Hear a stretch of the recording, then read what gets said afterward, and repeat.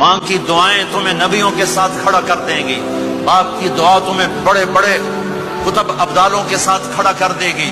والدین کو خوش کرنا، جو صبح صبح والدین کی صرف ایسے جا کے دیکھ لے، نہ سلام کرے نہ حال پوچھے، بس یوں دیکھ لے محبت سے، صبح سے شام تک جنت میں 2 دروازے اس کے لیے کھل جاتے ہیں۔ صبح سے شام تک جنت میں 2 دروازے کھل جاتے ہیں۔ اگر آپ کے ماں باپ یہاں ساتھ ہیں تو اپنی جنت بنا لیں، ان کے مرنے سے پہلے پہلے اپنی جنت بنا لیں، ان کی دعا لے لیں۔